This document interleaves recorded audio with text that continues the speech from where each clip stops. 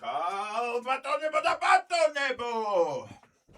მოგესალმებით ჩვენი გადაცემის შემდეგი ეპიზოდიდან, სადაც ჩვენ განვიხილავთ ხოლმე ყველაზე ხმაურიან მოვლენებს საქართველოში. და დღეს არაჩვეულებრივი დღე გათენდა, რადგან მზიანი, ნათელი, თბილი და პლუს TikTok-ზე გაიჩნდა დრამა. ასე რომ ბუმ ცხოვრება შედგა. დღე შედგა. ასე რომ რა თქმა უნდა ამაზე ვისაუბრებთ. მოკლედ რა ხდება TikTok-ზე? ერთმა ქველმოქმედმა დაუშვა მეორე ქველმოქმედს, რომ მე უფრო კეთილი ვარო, მეორემ ჩემ და შენ შორის ნაკლებად კეთილის და შევეციო. მე იმან ისევ შენო ბჭო და მოკლედ გაგაცნობთ ამ ამბებს. რა ხდება? ელიზიუმის მფლობელი ან არ ვიცი წარმომადგენელი აცხადებს, რომ ნათია მილახავს სახელს. ვინ გახლავთ ნათია? თავიდან დავიწყოთ ყველაფერი, რომ პერსონაჟები გაგაცნოთ. მოკლედ, ნათია გვახლავს ლამაზი ქართველი ქალბატონი, რომელიც ერთ დღეს რუსთაველზე მიდიოდა, რუსთაველის გამზირზე სეირნობდა და მან შენიშნა ახალგაზრდა მამაკაცი, რომელიც იჯდა მოწყენილი სახით და მის სახის გამომეტყველებაში სევდა იგრძნობოდა. მას ასევე ფეხსაცმელი არ ეცვა და ნასკებით იყო შუა რუსთაველზე და მოწყალებას ითხოვდა. ასე რომ ნათიამ, როგორც კლასიკურმა ფსიქოპატმა, გადაწყვიტა მისვლა და ეკითხა, რომ ბესო არ ქვია, მაინც რა ქვია. კობა, რა გჭირსო? რა გიჭირსო? გაჩვენებთ ამ ვიდეოს. ყველა ჩემი მეგობარი იყო. ეხლა აღარავის არ ვჭირდება.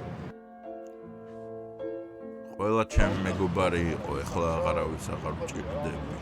როცა ფული მქონდა ყველა მეგობრებს. ნათია მიუჯდა გვერდზე. გაჩუქა და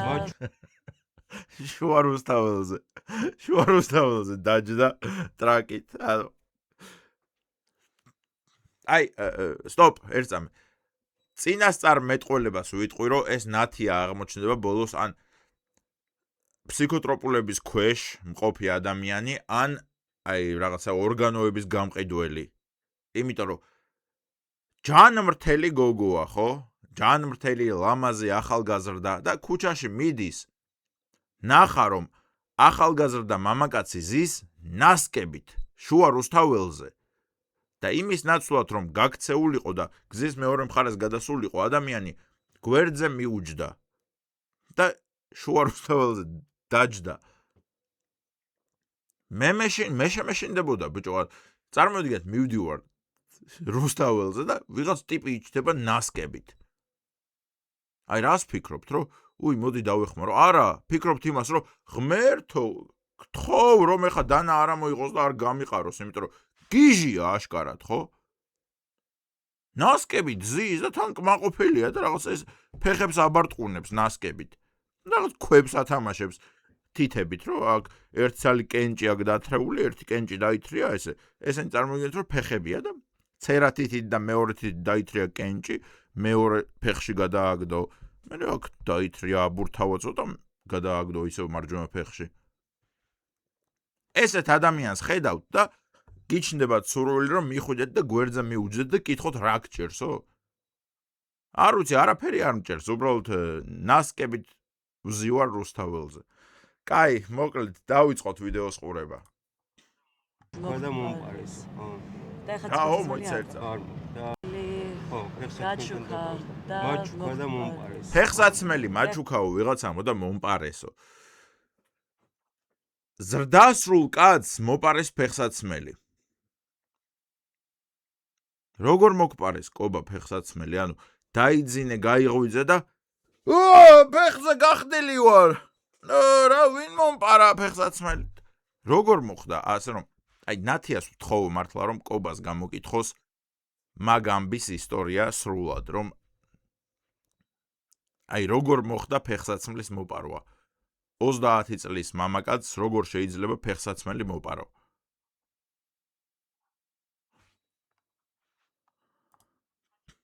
ხაც ფეხსაცმელი არ გაქვს. არ და თან აი ფეხი მაქვს შესიეკლე და აუ ჯანმრთელობის მხრიდან მხოლოდ ფეხი მაქვს რა ეს პრობლემა. ახლობლები ყავს? ყავდა, მაგრამ როცა ფული მქონდა კი. როცა მქონდა ფული საიდან გქონდა კობა? ნათიას ვთხოვ რომ ეს ისტორიაც მოაყოლოს რომ ფული საიდან გქონდა და რა პერიოდში გქონდა. იმის საშუალება რომ ფული მქონდა რაღაცა მაშინ კი. რამდენი ხანია რაც ფეხსაცმელი არ გაქვს? ეხა 3 დღეა რაც არ და ერთმა შემპირდა. 3 დღე ტიპი ნასკებით ზის. შუა მარტში, როდესაც ამინდები ჯერ არც გამოსწორებულა. ღამით რომ რაღაცა -4 გრადუსია და წყალი იყინება, ტიპი ნასკებით ზის შუა რუსთაველზე. და ხალხს გონიათ რომ ეს ადამიანი ჯამრთელია და იმ მხოლოდ ფული აკლია რა, თორე ისე ყველაფერი საკაიფოთ, ანუ ადამიანს უბრალოდ გაუჭირდა რაღაცა ეხა ყველა ადამიანს გვემართება კაცო რთული მომენტები ცხოვრებაში ყველას გვაქვს და ამ ადამიანს მხოლოდ ფული აკლია. ფული კი არა, საგეჟეთში წაიყვანეთ, ბიჭო, ვინმე დარეკეთ, მეკაიფებით მართლა და მართლა. 3 სრული დღე ადამიანი ზის ნასკებით რუსთაველზე და ვერ ხედავს პრობლემას ამაში. აუ, რა უკანაო მომპარესო ფეხსაცმელი. კარგი შეაგროვე 5 ლარი, წადი შლოპანცები იყიდე, მეკაიფები მართლა და მართლა. ადამიანი აესე ატყაპუნებს ფეხებს, ბიჭო, შუა რუსთაველზე. ხალხი რო ბიჩოკებს აგდებს, ხალხი რო იფურთხება, ეს ზის იქ რუსთაველს და ტოპ.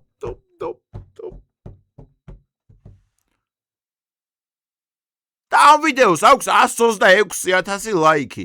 და ხალხი უწერს, რომ აი მე ჩაგერიცხე ფული. რა თუნდა ფული, ბიჭო?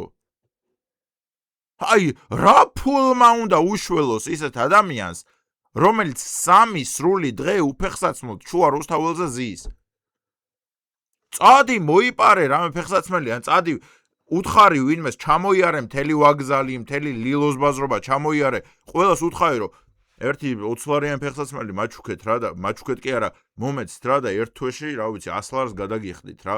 წავალ ვიმუშავებ, უბრალოდ უფეხსაცმლოდ რო არ ვიჯდე, ხო?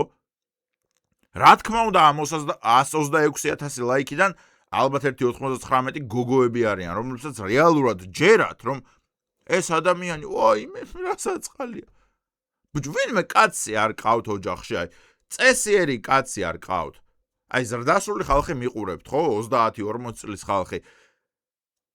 ქალბატონებს მოგმართავთ. აი, ხო ყავთ ან შვილები, ან ქმრები, ან შეყვარებულები, ან რა ვიცი, მეგობარი, მამაკაცები, კითხეთ, რომ აი უსახლკაროთ რომ აღმოჩნდე უფეხსაცმლოდ, ხო, კაი, მოხდა რაღაცნაირად რომ ფეხსაცმელი დაკარგეთ. აი, რა სიზამენ? აი, ვინმე გეტყვით რომ მე წავალ რუსთაველზე და ესე ვაბარტყუნებ ფეხებს და ხელს გავიშორ. არა.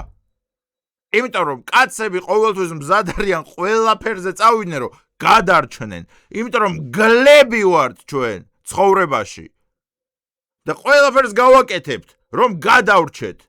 როგორც მე ვაკეთებდი და როგორც მე გადავრჩი, როდესაც ესეთ მდგომარეობაში ვიყავი. ოდესაც მე ხელი გამიშვერია? არა. მაგრამ მეც ყოფილ ვარ უსახალკარო. ჩემმა ძველმა ფანებმა იციან და ჩემმა ძველმა გამომწერებმა, რომ მეც ყოფილ ვარ უსახალკარო. მერე 3 დღე ფეხებიდან სისხლი მდიოდა, რადგან ვაგრძელებდი სიარულს, ვაგრძელებდი ადამიანების პოვნას, ჩემხელების, რომლებიც გამიგებდნენ ჯიგრულად, რომ ესე და ესე რა, ეს მჭირდება, ის მჭირდება, ტელეფონის დატევა მჭირდება, რაღაც საჭმელი მჭირდება, რამე მჭირდება. არასდროს გავჩერებულ ვარ და არ დავმჯდა, რომ ხა ვაბარტყუნებ და ფეხსაცმელი მომპარეს. ვირას მომპარავდა, ბიჭო, მეკაიფებით? აქეთ თუ მოუპარავდი ვინმეს, იმიტომ რომ აი მშიერი კაცი როგორ უნდა გააჩერო ზოგადად ადამიანმა? ვინმემ და რამემ როგორ უნდა გააჩეროს მშიერი კაცი? კაი, გავაგრძელოთ მოკლედ. რავი, თუ მომიტანს, რავი, ესე მპირდებიან, მაგრამ არ ესე პირდებიან და არ მოაქვთ რა. პიდარასტები აზე ხარ, პირდებიან რომ ფეხსაცმელს მოგიტანთო და არ მიაქვთ. აკროზე ხარ ხალხი როგორ დაწება? სხვა გზა არ მაქვს. მე გეტყვი კობა სხვა გზას. წადი ლილოში, ჩამოიარე, ლილოში ალბათ ერთი, რა ვიცი, 400 დახლია, ხო? 400-ივე დახლს ჩამოუვარე და თხოვე ვინმეს, რომ 5 ლარიანი შლოპანცები გაჩუქონ. და რომ ერთ თვეში იმუშავებ, გამოიმუშავებ ამ 5 ლარს და გადაუხდი. აი, პირობას გაძლევ თუ ვინმე არ გაჩუქოს, რა.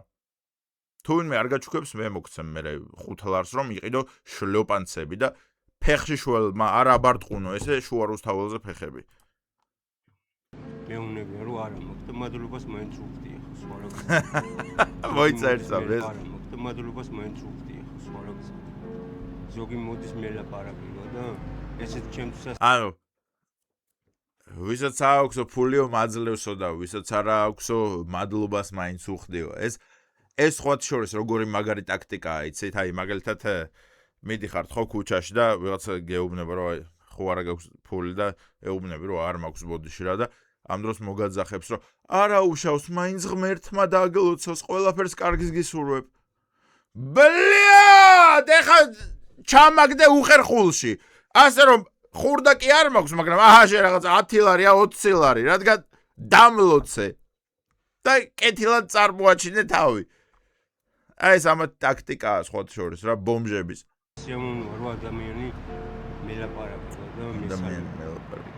ფეხს რო იმკორნალებ, მე რასები. ჩვეულებრივ სამსახური და ფეხს რო იმკორნალებ, მე რასაპირებო. გიჟია თქო ეს გოგო გეუბნებით. აბსოლუტური გიჟია.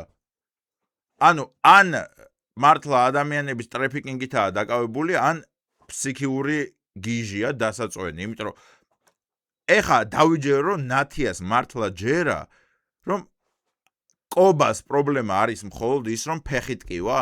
კობას მთავარი პრობლემა არის ფეხის ტკივილი, თორემ მე მიხედავს ცხოვრებას კაცო, მე მუშაობას დაიწყებს.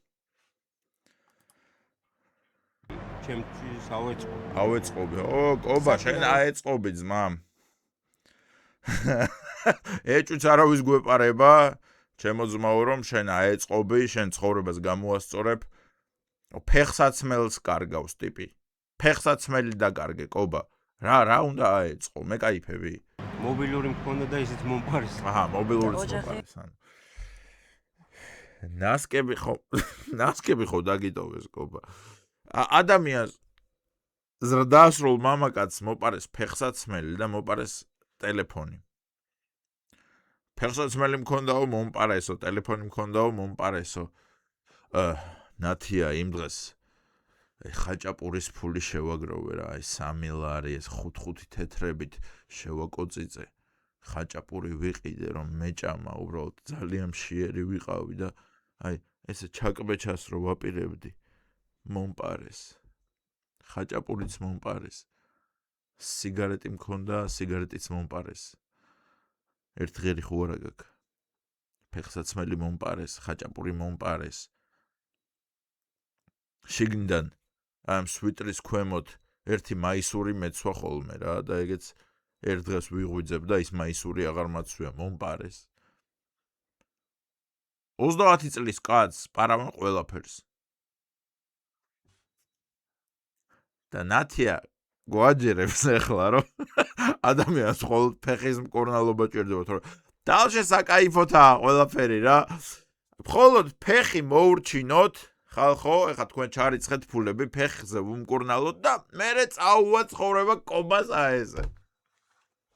წინასწარ გეუბნებით, მეგობრებო, რომ კობას რამდენი ფულიც არ უნდა მიაფშვნათ, მაინც ყოველთვის უსახლკარო იქნება, მაინც ყოველთვის ბომჟი იქნება, რადგან ადამიანს მიღებული აქვს ეს გადაწყვეტილება და ფსიქიკური გიჟია. არ არსებობს ჯანმრთელი მამაკაცი, რომელიც ნასკებით დაჯდება რუსთაველზე და მოწყალებას ითხოვს. არ არსებობს და იმას ნუ მეტყვით ახლა რომ მიშა შენ არ იცი სხვების ცხოვრება. ძალიან კარგად ვიცი.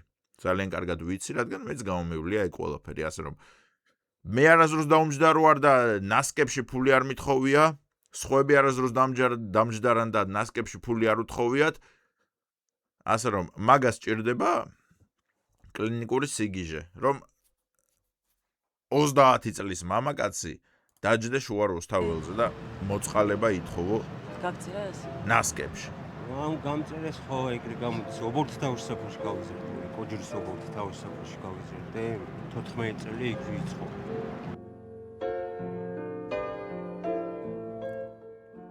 ცოტა ხანის გაი? გოჩა! ჩემი კრუპნი კადრები აიღე, ხო იცი რა ლამაზი ვარ მოწყენილი.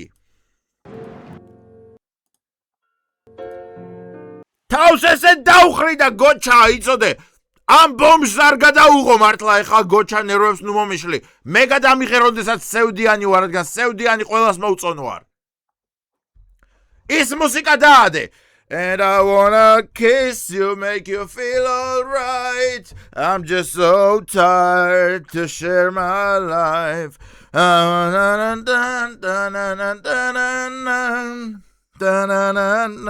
don't want too many times. აი, ორი თაღლითი შეხვდა ერთმანეთს. არ ვიცი მართლა ეს დადგმული შეიძლება არც იყოს კაცო, იმიტომ რომ ეჭვი არ მეპარება მე ხა გიჟების არსებობაში, მაგრამ იმას ვერავინ დამაჯერებთ, რომ კობა არის ჯანმრთელი. ან ნათი არ არის სოციოპათი და ფსიქოპათი იმენა. იმიტომ რომ ნათი არის სრულიად გიჟი გეუბნებით. ადამიანი რომ ნასკებიან ზრდასრულ კაცთან მიდიხარ და გეცოდება და უწყებ ლაპარაკს რომ შენო რა გიჭირსო? გიჟი ხარ, აბა რა ხარ ბიჭო? უნდა გაიქცე. სულ ცოტა ხანი და კი ბატონო. ყველაფერი იქნება. ფეხზე აგაყენებთ, კაი? ფეხზე აგაყენებთ. ეს ის იყო. ფეხზე აგაყენებთ, შენ კი ფეხზე ვერ დგები ჰაშემ მაიმუნო. შენი შრეკის ფეხით. ბატონო. ცოტა ხანი სულ და აი მე სხვა რაღაცებზე ვიჭერავებ, მე გოგოებზე ვიჭერავებთ. მალე ნახავ, კაი? აუცილებლად. რამე წიცხარი გავახსენე? 33. ჩემ ხელა. მე გოგოებზე ვიჭერავებ. ერთი კაი ციგნის გოგო დგას აულაბარში და იმას გაგაცნობ, რომ ერთად იბომჟავოთ მე კობსონ. კაი, ნუ მოკლედ გადავიდეთ შემდეგ ვიდეოზე. კობა შემდეგ წაიყვანა ქალბატონმა ნათიამ რესტორანში. ცეზარ სალათი მალე. არ მინდა მადლობა, არ ვიცი რა არის. არ იცი რა გასინჯე. შენთვის კარგი არის. უცებ ხარ. როგორ ნო ხელი? არა, ჩანგალი და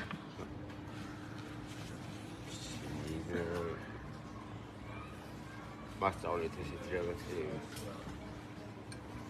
ცეზარ სალათი გვია მაგას. აი გიჭამია? არა?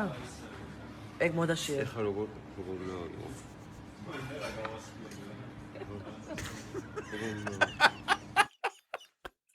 რა თაღლითია აზე ხარ და სალათია ხო? ცეზარის სალათი და ჯერ ხო როგორ უნდა ავიღო ეს? აი ვაფშე ეხა გადაობა უნდა გაეჭდა. თლიანად უნდა აიღო და აი ესე დაედო თებში და აი ესე ეჭამა და მე ეს ხო კარგად თქვენი, ანუ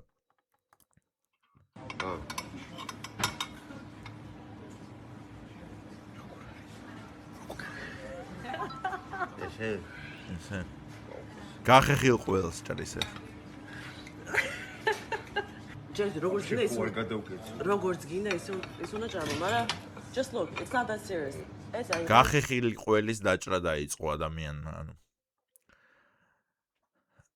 და აი ხლა თუ ვინმე ფიქრობთ რომ მიშა რატომ დასცინი, მან ხომ არ იცის მეგობრებო, თუ ვინმე ეგრე ფიქრობთ, ძალიან გთხოვთ ტრასაზე როცა გადახვალთ ხოლმე, ვინმეს ხელი ჩაკიდეთ რა, რომ ვინმემ გადაგიყვანოთ, იმიტომ რომ ამ ცხოვრებისთვის მზად არ ხართ, არაფერი იცით თქვენ, თაღლითები ნანახი არ გყავთ, თუ ამ სისულლის მართლა გჯერათ. აი ესეთი მიამიტები არ უნდა იყოთ და ჩემი გამომწერები არ უნდა იყოთ. კარგად იყავით, უცქირეთ აი ესეთ ხალხს რომ კაპ. მიდი, გასაჯე, აბა მოგეცანო. შეჭამა. სიმართლე, ჩემ გულისთვის არ ხო, მაგრამ კაია თუ ისე რა. არა, არ მოგწონს. არა. არ მოგწონს. არ ჩანგის მაება ვიცი ნუ. აუ, დახა. არც ჩანგლის ხმარება არ ვიცი, არ ვიცი ეს ჩანგალი როგორ ვიხმარო. ჩანგალია, კობა. რამე მოწყობილობა კი არ არის ჩანგალს რაღაცა რეგულირება კი არ ჭირდება, ჩანგალს რაღაც ღილაკები კი არ აქვს და სენსორები. ჩანგალია ერთი სრული მეტალის ნივთია, რომელსაც ერთ მხარეს აქვს ხელის მოსაკიდი, მეორე მხარეს 4 ცალი წვეტიანი კბილი. არც ჩანგლის ხმარება არ ვიცი. ეს რა არის? მკვრივი ჰაერი? არა, კობა, ეგ მაგიდა. მაგიდა? ხელი რატო ვერ გადის ამაში, რა გამკრივდა ჰაერი? ჩანგალს რა უნდა ვიყო თვალში? არა, კობა. და ნათიაც რო არ გამოდის როლიდან, რო უხსნის მართლა, რო ჩანგალი რა არის. 33 წლის კაცს ჩანგალს უხსნის ნათია რა არის ჩანგალი. რომ ჩანგალი 4 წვეტით უნდა ჩაარჭო. შემდეგ მიიტანო პირთა, არ აქვს მნიშვნელობა, კობა, შენ ჩანგალს ესე დაიჭერ თუ ესე დაიჭერ თუ ესე დაიჭერ. ჩანგლის ფუნქცია არ იცვლება. შენ თუ გინდა ესე დაიჭერე ჩანგალი, ესე ჩაარჭე, ესე ჩაიდე პირში. თუ გინდა ესე ჩაარჭე, ესე ჩაიდე პირში. თუ გინდა ესე ჩაარჭე, ესე ჭამე. ჩანგლის ფუნქცია ვერ შეიცვლება, კობა. და ნათიაც რო გეკაიფებათ და ნათიაც რო კაიფობს, ვერ ხვდებით, რომ ნათიაც უხსნის, რომ ეს არის ჩანგალი. ჩანგალი. კობზი არა. აი ხო ვაფშე კობას უნდა ეღადავა, რომ კოვზით დაეწყო ის სუპივით ჭამა სალათის, რომ ესე დაეჭირა და არ ვიცი როგორ უნდა გამოვიყენო ჩანგლის ყარება. კაცი ნასკებით იჯდა შუა რუსთაველზე რა ჩანგალს როგორ მიუცემ ბიჭო ეგეთ ადამიანს. ჩანგალს კი არა მაქსიმუმ აი რაღაცა ის ვატყო სპინერი მიუცე მაქსიმუმ, აი სპინერს მიუცემდი კობას, რომ აჰა კობა უყურე ამას დაიჭერ ესე და დაატრიალებ, აბზრიალებ. ან კუბიკ რუბიქს მიუცემდი და ვეტყოდი, რომ ფერადები რაც მოგეწონება იმ ლამაზ ფერებზე უნდა დააყენო თქო, მაქსიმუმ. ადამიანები დანა ჩანგალს აჭერინებენ ხელში და ესეც არ გამოდის როლიდან, ესეც კაიფობს, რომ ჩანგალი არ ვიცი, დანა არ ვიცი, აბა რა არის. წეხად სუშის ჭამდი ჩემზე კარგად. აუ სუში. ნუ მოკლედ შემდეგ გადადის კობა პიცაზე. აჭამე, ნუ ჩემი ნუ გერდება. პიცაზეც რა თქმა უნდა აღარ გაჩვენებთ ამას ხმეზარება.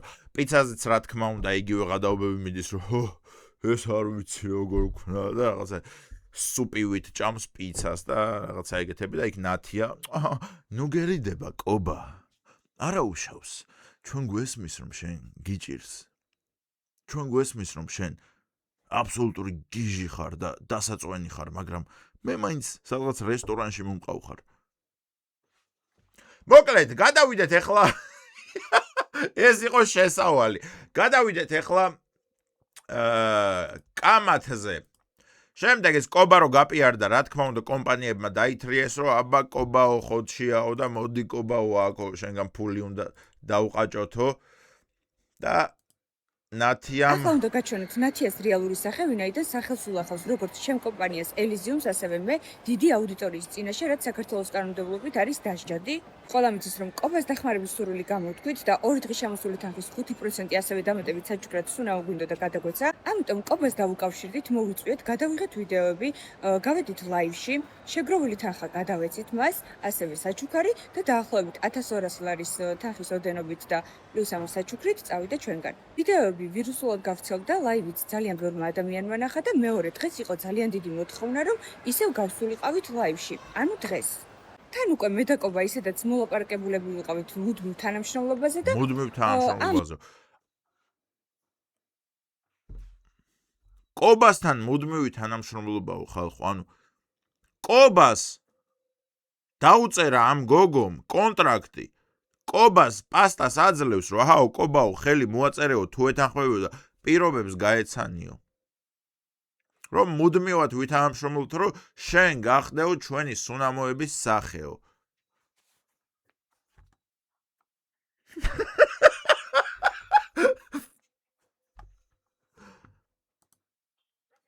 პროცესის გარკვევაში ვართ, რომ ყობა მოვიდეს, დავიწყოთ მეორე ლაივი დღევანდელი და მირეკავენ, რომ ნათიამ დადო შენი ვიდეო.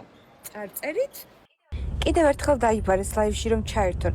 რეკლამა როგორ უჭირთ ხო და უშუალოდ. მოკლედ შემდეგ ნათიამ დაუშვა ამ სუნამოების მაღაზიას და მიაწერა რომ კიდევ ერთხელ დაიბარეს ლაივში რომ ჩართონ. რეკლამა როგორ უჭირთ უშველეთ.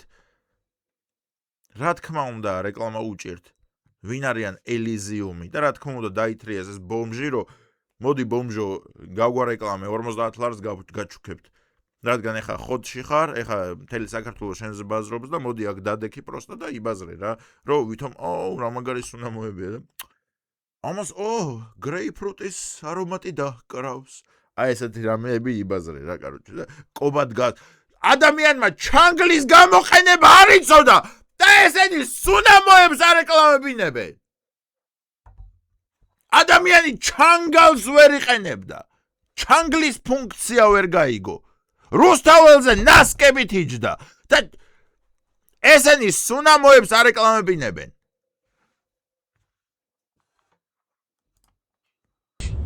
ვურეკავ ყობას რომ გავარკვევ. ვურეკავ ყობას რო ურეკავ. წარმოიდგინე, აი ახალგაზრდა ჯანმრთელი გოგო ხარ, იღვიძებ, დილის 10 საათია და ყობას ნომერს ეძებ.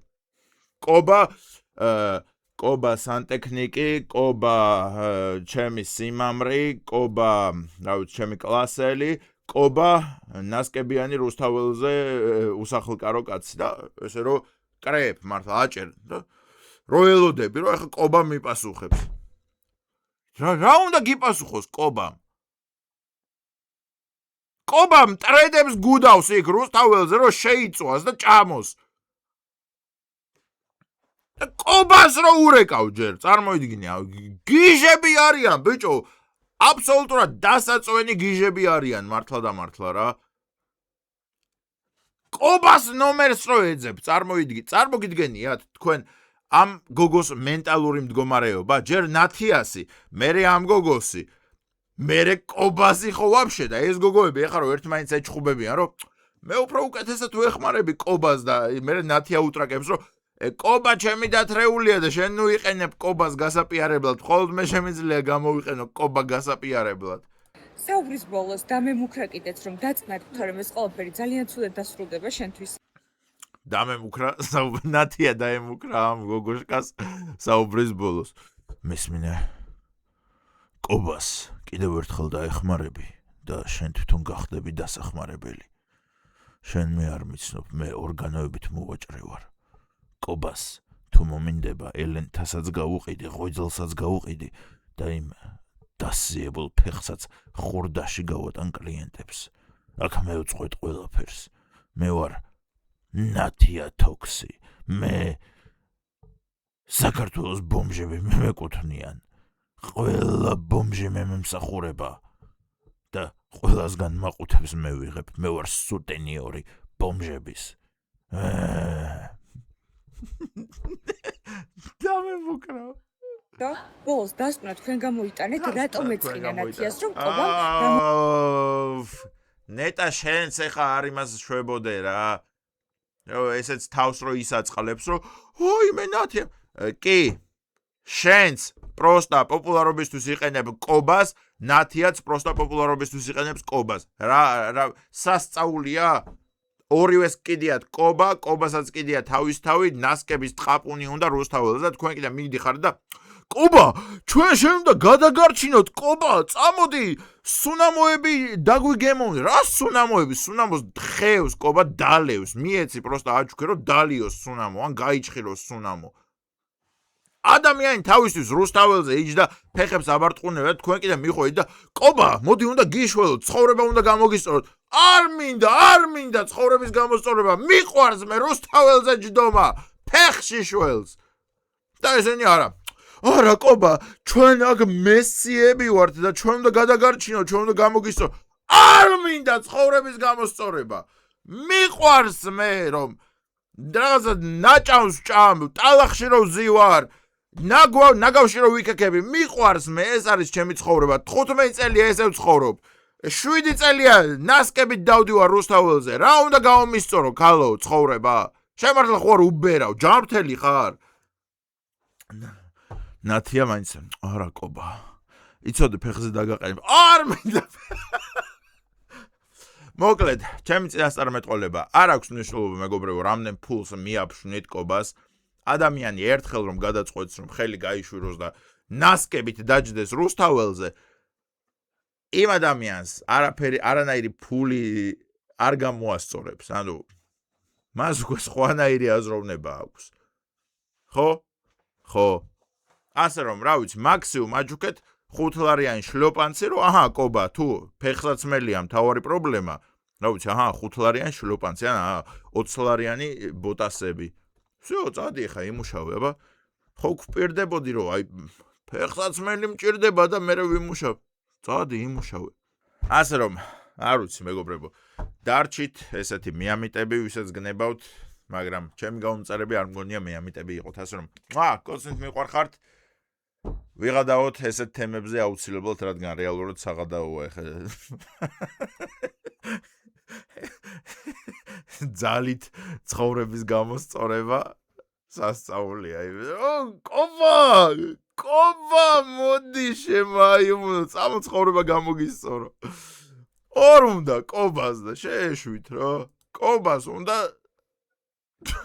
ფეხების თითებით ქვების კოტრიალი რუსთაველზე. კობა წამოდი სამსახურში, არ მინდა სამსახური, არ მინდა. მიყვარს მე აქ ყოფნა.